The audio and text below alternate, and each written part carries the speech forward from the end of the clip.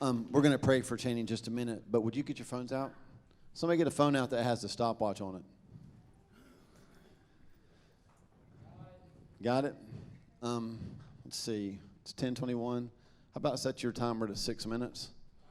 Yeah, the stopwatch, whatever. Make a loud noise at 6 minutes, and then I'll stop talking.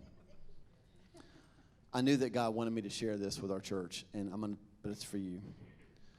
We're in a series called In Due Time, right? I didn't feel like I was supposed to have a message today because we wanted Cheney to be able to share what God's doing. But he wouldn't let me get away from this, that I'm supposed to share with you that to this point we've been talking theoretical, right? Like, hey, we're pregnant with a vision, we're birthing revival. Like, it's good, but it's all like, what do you do with that? And we're shifting to practical, right? As a matter of fact, today's the 13th.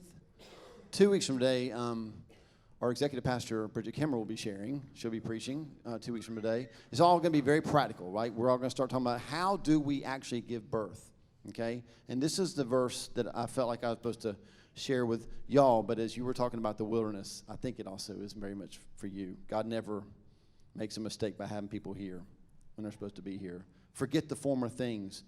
Do not dwell on the past. This is Isaiah 43, 18 and 19. See, I'm doing a new thing. Now it springs up. Do you not perceive it? I am making a way in the wilderness and streams in the wasteland. God, why am I always in the wilderness? Because that's where the water is. Now, for the church, do you not perceive it? We shared this on Wednesday nights. That the Hebrew word for perceive means to understand by doing. In our birth thing, let's just pivot from theoretical to practical. I hate ultrasounds because they make me feel like a really bad dad, right? I'm the guy who's looking at a screen. They're like, oh, there's your baby. And I'm like, where? They'll point it out. Here's the leg. Here's the head. Here's the stuff. And I'm like, I just see an alien. I don't see it. And a lot of people want to see the baby fully without birthing the baby first. Do you not perceive it? I'm just challenging you over the next few weeks as we get practical. The temptation is going to be, God, can I just sit here while you take care of it all and then enjoy the baby whenever it's done? Do you not perceive it? Do you perceive the baby? He goes from ultrasound-ish, and I know there's 3D ultrasounds, and it's like a modern miracle of advancement in science. They still look, anyway, I still can't always see it. But it goes from that to a real life in your arms baby because it's birthed. Not because you talked about it or you decorated the nursery, and you do a great job with that, but because you actually birthed it through. Sounds like you're in the messy middle with all of us. And isn't it a mess? But that's where we're headed.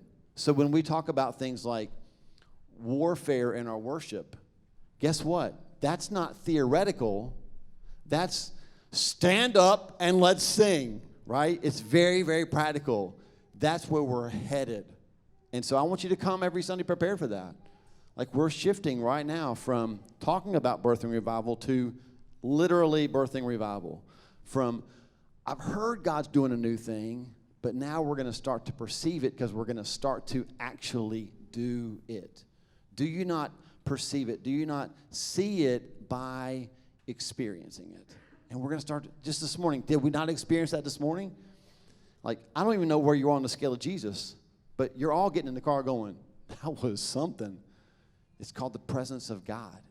And when he shows up, he changes things. So I want to pray over you that you would leave today hungering, not just to learn more, but to experience more, right?